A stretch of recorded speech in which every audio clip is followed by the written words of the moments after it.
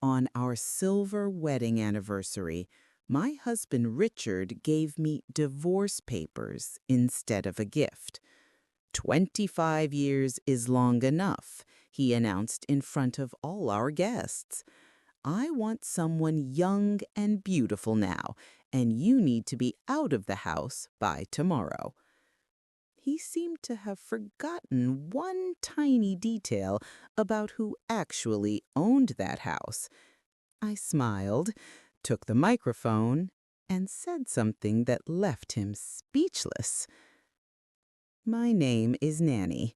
I'm 71 years old now, and this is the story of how my husband decided I was too old and unattractive for him, and how I showed him that beauty isn't just skin deep, but wisdom runs to the bone. It started 3 months before our anniversary. I noticed Richard had begun working out. At 53, he suddenly discovered the gym. He bought new clothes, younger styles, tight shirts that showed off muscles he didn't actually have.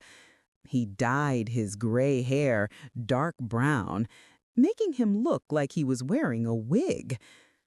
"You look nice," I told him one morning as he admired himself in the mirror. "Well, someone in this marriage should make an effort," he replied, looking at me meaningfully. I was wearing my comfortable house dress, the one I always wore on Saturdays. My hair was gray, I'll admit that. I had stopped coloring it 5 years ago. Why hide my age? I'd earned every one of those 71 years. "What's that supposed to mean?" I asked. "Nothing, Nanny. Just that, you've really let yourself go. Look at you. You dress like an old woman."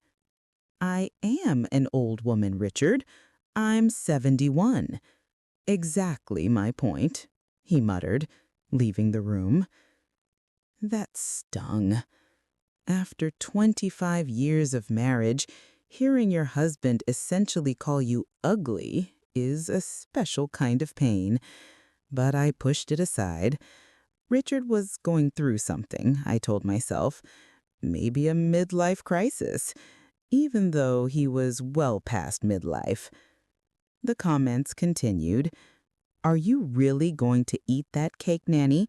At your age, you should watch your figure." Or, "Maybe you should try one of those anti-aging creams.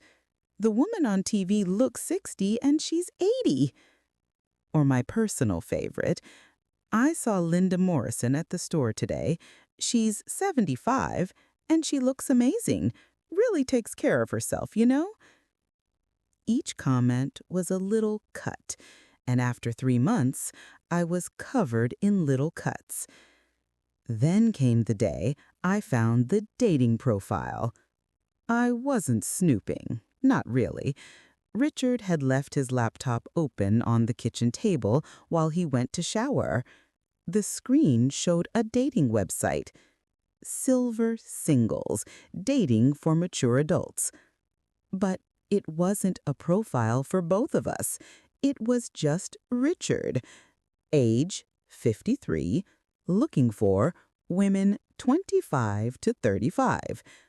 About me, successful businessman, recently separated, looking for an attractive younger woman who knows how to appreciate a mature man with experience. Recently separated? We weren't separated. We were married. We lived in the same house. We slept in the same bed. Though admittedly he had started sleeping on his side as far from me as possible. My hands trembled as I scrolled through his messages. There were dozens of young women. Most ignored him, but a few had responded. One conversation in particular caught my eye.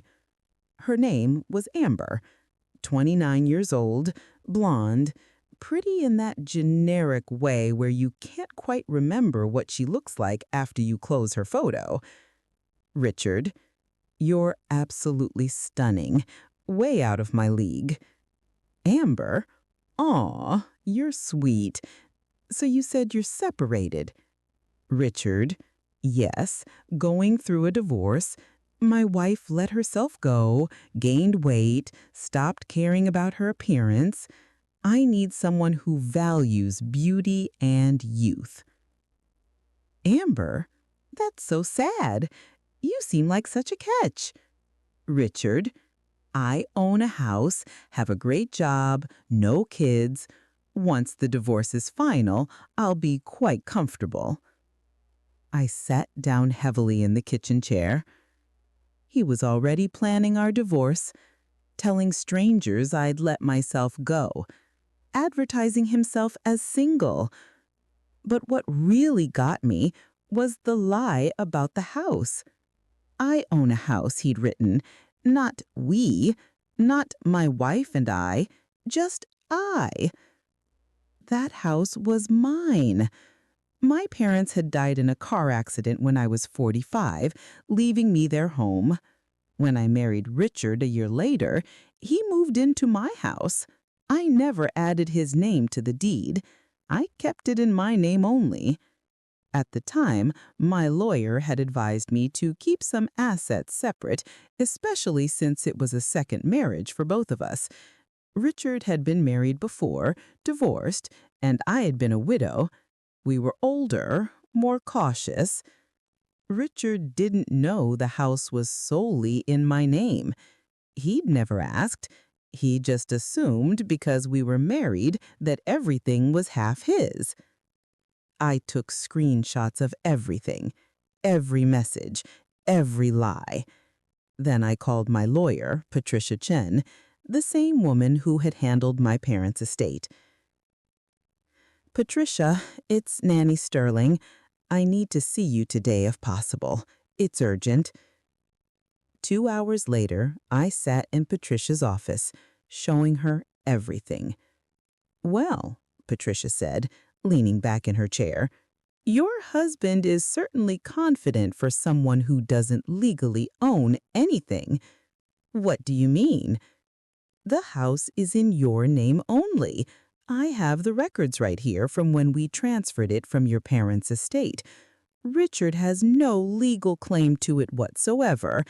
If you divorce, he gets nothing. Nothing? Well, he'd get half of any marital assets accumulated during your marriage. You have a joint checking account, correct? Yes, about $35,000. He'd get half of that. You each have your own cars, correct? Yes. Then he keeps his car, you keep yours. What about retirement accounts? I have my teacher's pension that I earned before I even met him. He has his 401k from his job, both in our individual names. Patricia smiled. Then, Nanny, I have good news. In a divorce, Richard would walk away with his car, his 401k, and $17,500. That's it. But he thinks he's getting the house? He's in for a surprise then. Especially with this evidence of adultery and his plans to divorce you. In this state, fault still matters in divorce proceedings. A judge won't look kindly on a man trying to steal his wife's inherited home while cheating on her. I left Patricia's office with a plan. And for the first time in 3 months, I smiled. That evening, Richard came home excited. Nanny, I've been thinking. Our 25th anniversary is coming up. We should do something special, a big party. A party? I was surprised. Richard usually hated parties. Yes, let's rent a hall, invite all our friends, really celebrate. 25 years is significant. That's expensive, Richard. We should save our money. Nonsense. You only get one silver anniversary. I want to do this right. He was planning something. I could see it in his eyes. He wanted an audience for something. Okay, I agreed. If that's what you want. Perfect. I'll handle everything. You just show up and look presentable. Presentable. Another little cut.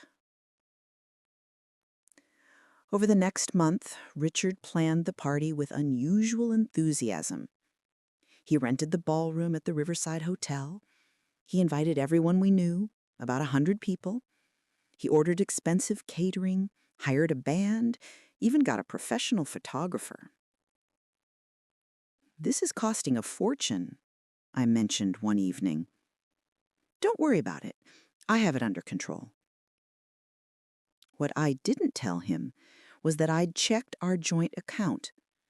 He'd spent $8,000 of our shared money on this party, money I'd contributed half of from my teacher's pension. Meanwhile, I did some planning of my own. I went shopping and bought a beautiful emerald green dress tailored perfectly to fit me. I got my hair styled, not colored, just styled beautifully to show off my natural silver. I bought new jewelry, elegant and classic. When I looked in the mirror the day of the party, I saw a 71-year-old woman who looked exactly her age and looked beautiful doing it. My face had wrinkles, yes, from 71 years of smiling and crying and living. My hair was gray, yes, from 71 years of life experience. My body wasn't what it was at 25, but whose is? I looked exactly what I was, a woman who had lived a full life and wasn't ashamed of it. Richard, on the other hand, looked ridiculous. He'd bought a suit meant for a man 30 years younger, tight and trendy. His dyed hair looked artificial under the lights. He'd gotten spray tanned and looked orange. "You look nice," he said when he saw me, sounding almost disappointed. "Thank you, dear. So do you." We drove to the hotel in silence. When we arrived, the ballroom was already filling with guests.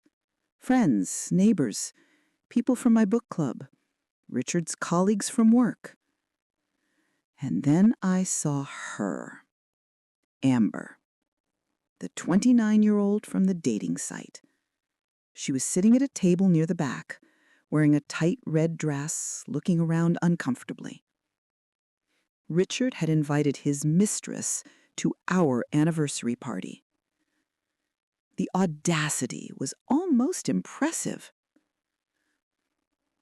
"Richard," I said sweetly, "who's that young woman in the red dress?"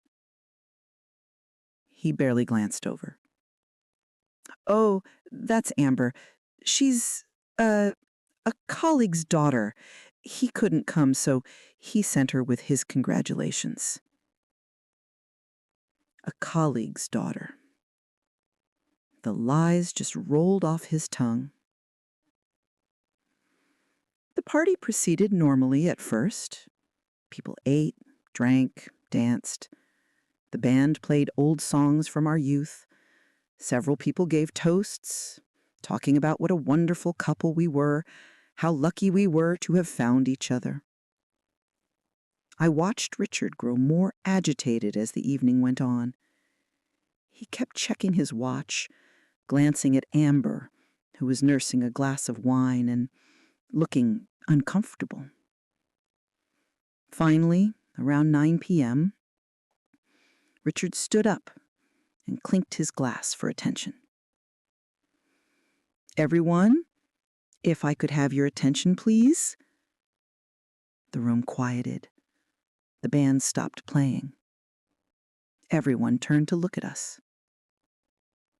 "Thank you all for coming tonight to celebrate 25 years of marriage," Richard began. His voice was too loud, too enthusiastic, false. 25 years with the same person is a long time, a very long time. And it really makes you think about your life, your choices, your future. I saw some people exchange confused glances. This wasn't a typical anniversary speech. And I realized something important over these past few months. Life is short, too short to spend it with someone who doesn't make you happy anymore. Gasps rippled through the room. Someone who let themselves go. Someone who's old and tired and boring. My friend Margaret stood up. "Richard, what the hell are you doing?" He ignored her. I deserve to be happy. I deserve to be with someone young and beautiful and exciting. Someone who makes me feel alive. He gestured toward Amber, who looked like she wanted to disappear. That's why I've invited Amber here tonight, to introduce her to all of you. She's my girlfriend. And as of tonight, I'm officially asking Nanny for a divorce. The room erupted. People were shouting, some in anger, some in shock. My book club friends surrounded me protectively. Richard's own brother yelled, "Have you lost your mind?" But Richard wasn't finished. "And I think it's only fair that I keep the house. I've worked hard for 25 years to maintain it. Nanny can find a nice retirement home somewhere." That's when I stood up. Slowly, calmly, I walked to where Richard stood with the microphone. "May I?" I asked, reaching for it. He handed it to me triumphantly, thinking I was defeated. I turned to face our guests. Many were crying. Some were angry. All were watching me with sympathy. "Thank you all for coming tonight," I began, my voice steady. "And thank you, Richard, for that very illuminating speech." "Now, wait," he started. "No, please, let me speak. You've had your turn." I pulled out my phone. "I'd like to share something with everyone. Richard, you mentioned that I've let myself beau, that I'm old and tired and boring, that you deserve someone young and beautiful and exciting. I swiped to a screenshot and held up my phone. This is from Richard's dating profile, the one he created 3 months ago while we were still married. It says he's recently separated and looking for women aged 25 to 35. People craned to see. Someone started recording on their phone. We weren't separated 3 months ago, Richard. We were married. We are still married, right now, in case you forgot." His face went red. "That's private." "You just announced our divorce and introduced your mistress to 100 people, and you're worried about privacy?" Laughter mixed with the angry muttering. "Here's another interesting thing," I continued. "You mentioned keeping the house. I've worked hard for 25 years to maintain it," he said. "That's interesting because you've never owned that house, Richard. Not for one single day." His face went from red to white. "That house was my parents' home. They left it to me when they died. You moved into my house when we got married. The deed is in my name only. It's always been in my name only." "That's not, you can't, we're married. It's half mine," he sputtered. "Actually, no. Inherited property kept in the original owner's name remains separate property in a divorce. I consulted with a lawyer, several lawyers actually. They all said the same thing. I pulled out a document from my purse. This is the deed to my house. See? Only my name, not yours. Patricia Chen stood up from where she'd been sitting near the back. I can confirm that's accurate. I'm Mrs. Sterling's attorney. That house is solely her property. Richard looked around wildly, as if searching for support. He found none. Let me tell you what else is interesting, I continued. You spent $8,000 of our joint savings on this party. Our joint savings that I contributed to equally from my teacher's pension. You spent my money to throw yourself a divorce party. That's not what this was.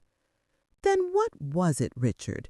Because you just announced our divorce, introduced your mistress, and demanded my house in front of everyone we know.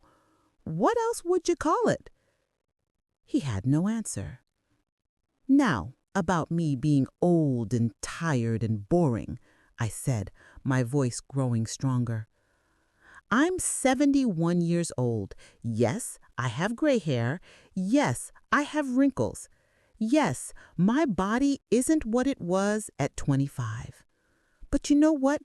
I earned every one of these years. I earned every gray hair teaching children for 30 years. I earned every wrinkle from smiling and laughing and living a full life. I earned this body by surviving cancer 10 years ago, something you seem to have forgotten. Several people gasped. They hadn't known about the cancer. I survived breast cancer at 61, Richard. Do you remember that? Do you remember who took care of you when you had pneumonia and couldn't get out of bed for 2 weeks? Do you remember who nursed you through your back surgery? Who made your meals, did your laundry, supported your career for 25 years? He looked down at his feet. That old, tired, boring woman was me. And you know what I've realized? I'm not old and tired and boring. I'm experienced and wise and interesting. The only tired thing here is your pathetic midlife crisis. The room burst into applause. People were standing, cheering. I turned to Amber, who looked absolutely mortified. And you, sweetheart, let me give you some advice from an old woman to a young one. This man told you he owns a house. He doesn't. He told you he's separated. He wasn't. He told you he's a catch. He's not. He's a 53-year-old man with dyed hair, an inflated ego, and about $17,500 to his name after our divorce. Still interested? Amber grabbed her purse and practically ran for the exit. Amber, wait! Richard called after her, but she was gone. I handed the microphone to the band leader. Could you please play something appropriate? Maybe I Will Survive? As Gloria Gaynor's voice filled the ballroom, I walked back to my table, where my friends had gathered around me. Nanny, that was incredible, Margaret said, hugging me. 25 years I wasted on him, I said, and then I corrected myself. No, 25 years I invested in learning exactly what I don't want in my life going forward. Richard stood alone in the middle of the ballroom, watching as guests came up to me one by one, offering support, telling me they'd always thought he was an idiot, sharing their own stories. His brother approached him. Richard, I can't believe you. Mom and Dad would be ashamed. You don't understand. No, you don't understand. Nanny is a treasure. She's intelligent, kind, strong. She's beautiful inside and out. And you threw her away for some kid who took one look at your bank account and ran? Richard's boss from his company walked over. Richard, we need to talk Monday morning. This behavior doesn't reflect well on the company. One by one, people left the party. Some stopped to say goodbye to me. No one said goodbye to Richard. Finally, around 11 p.m., only a handful of us remained. Richard sat alone at a table, his spray tan looking orange and streaky, his dyed hair mussed, and his trendy suit wrinkled. I walked over to him one last time. "Richard, you should know that I've already filed for divorce. The papers will be served on Monday. I've documented everything: the dating profile, the messages, your plans to take my house. My lawyer says it's an open and shut case." "Nanny, please, I made a mistake. I don't know what I was thinking." "You were thinking I was old and worthless. You were wrong on both counts. I'm old, yes, but far from worthless. And you're about to find out exactly how valuable I've been to your life. Where will I go? That's my home." "It's my home. It always was. You'll figure something out. Maybe Amber has a couch you can sleep on." Oh, wait, she left. I picked up my purse and walked toward the exit where Margaret was waiting to drive me home. "Nanny," Richard called after me, "I love you. Isn't that—" I turned back one last time. "If you loved me, you wouldn't have spent 3 months telling me I was old and ugly. If you loved me, you wouldn't have created a dating profile while we were married. If you loved me, you wouldn't have tried to steal my house. So no, Richard, it doesn't mean anything. Not anymore." The divorce was finalized 4 months later. Richard got exactly what Patricia said he would: his car, his 401k, and $17,500.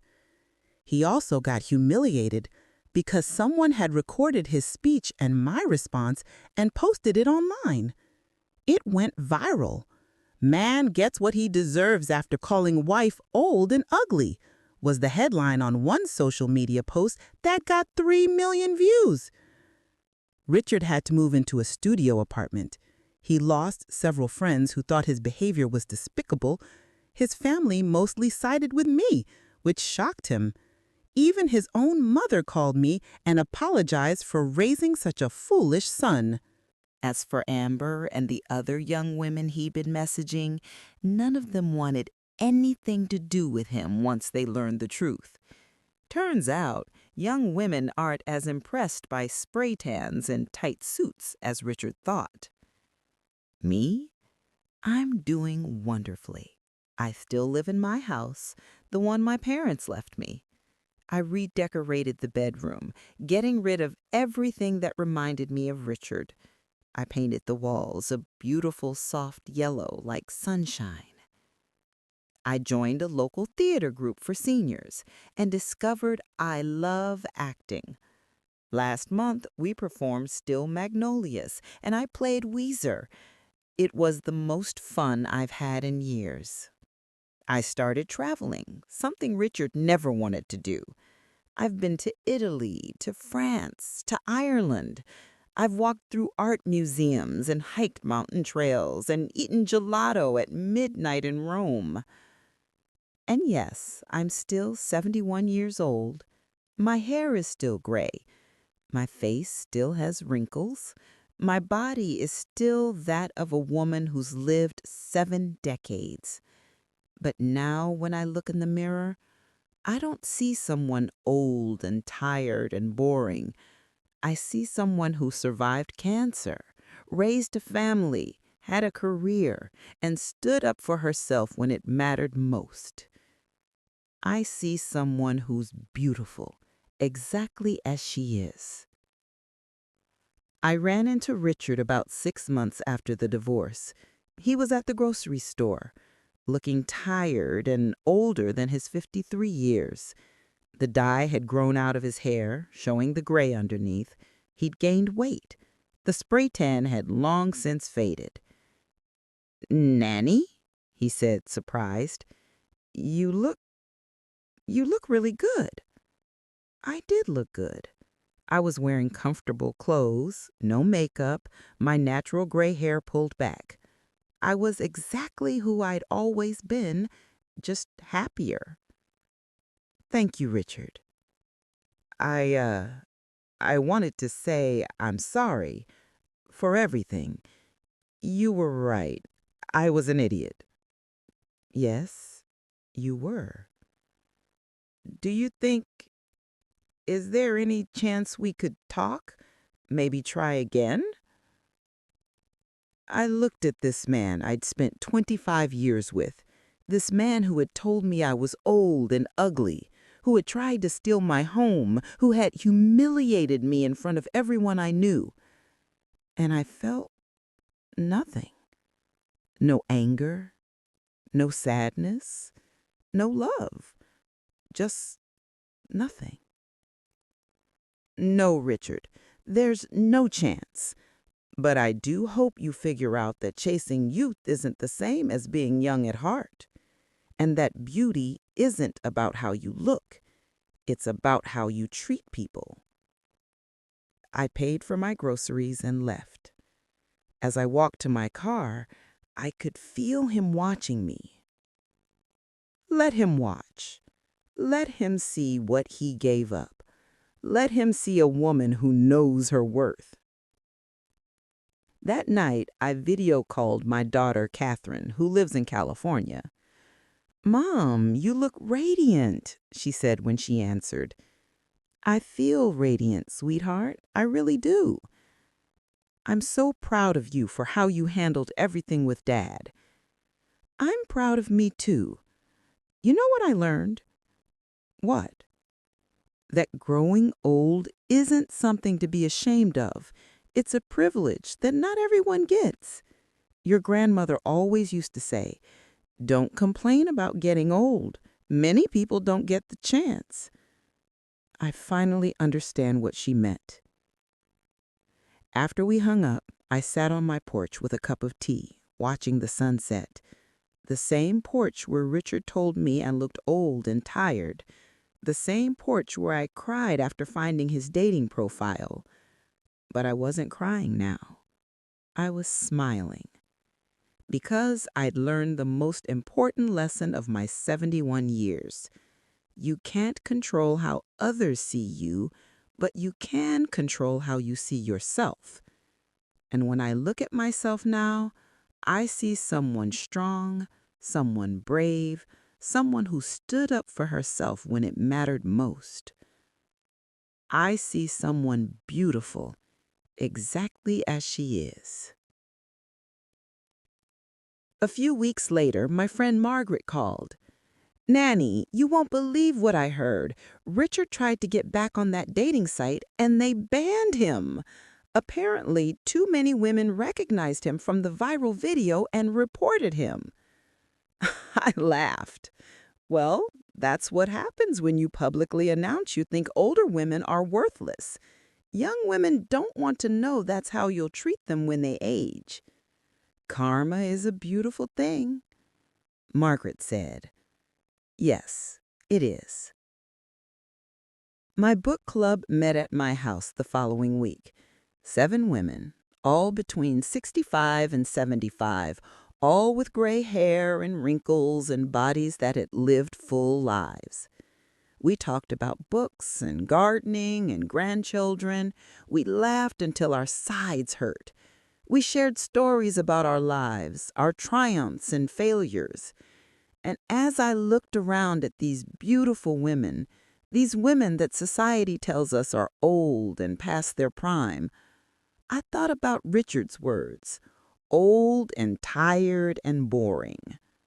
These women were professors and artists and nurses and business owners. They'd raised children and built careers and survived illnesses and losses. They'd lived through wars and recessions and personal tragedies. They were wise and strong and interesting. "What are you smiling about?" Joyce asked. "I'm just thinking about how lucky I am to be old." They all looked at me surprised. No, really, I'm lucky. I'm 71 years old. I've lived long enough to bury my parents, raise my children, and survive cancer. I've lived long enough to see the world change. I've lived long enough to learn who I really am. That's beautiful, Nanny, Sarah said, her eyes tearing up. And you know what else? Every gray hair, every wrinkle, every sag and creak in my body, they're all proof that I survived, that I lived, that I'm still here. We raised our glasses in a toast. To being old, Margaret declared. To being old, we all echoed. That night, after everyone left, I did something I hadn't done in years. I took out my old photo albums, the ones from before I met Richard. There I was at 25, smooth-skinned and dark-haired, at 35 with my infant daughter, at 45 after my first husband died. And then Richard appeared in the photos. Our wedding, vacations, holidays, 25 years of pictures. I looked different in the early photos with Richard. I was smiling, but there was something missing in my eyes. A sadness, maybe. A loneliness. And then I looked at the most recent photos, ones taken after the divorce. There I was in Italy, in France, at the theater performance, with my book club. In these photos, I looked older, yes, much older. But my eyes were alive, really alive, for the first time in 25 years. I closed the albums and smiled. Richard was right about one thing. Life is too short to spend it with someone who doesn't make you happy. I just wasn't the problem. He was. 3 months ago, I got an unexpected email. It was from a woman named Jennifer, someone I didn't know. Dear Mrs. Sterling, you don't know me, but I saw the video of your anniversary party. I'm 58 years old, and my husband recently told me I was getting old and that he wanted someone younger. I was devastated. I almost signed away my rights to our home just to make him happy. But then I saw your video. I saw how you stood up for yourself. I saw how you knew your worth, and it gave me the courage to do the same. I want to thank you. You saved me from making a terrible mistake. I read that email 3 times, tears streaming down my face. I wrote back to her, and we've been corresponding ever since. She's going through her own divorce now, but she's standing strong. She's not the only one. I've received dozens of emails and messages from women who saw that video. Women who were being told they were too old, too fat, too tired, too boring. Women who were about to give up their homes, their savings, their dignity. And they all said the same thing. Seeing me stand up for myself gave them courage. Ladies, I began, let me tell you about the most important thing I learned at 71 years old. Growing old is not something that happens to you, it's something you earn. Every year, every wrinkle, every gray hair, you earned it by surviving, by living, by being strong enough to still be here. The audience erupted in applause. Society will tell you that women have an expiration date, that once we hit a certain age, we become invisible, worthless, undesirable. Society is wrong. More applause. I spent 25 years married to a man who saw me as an accessory, something to make him look good.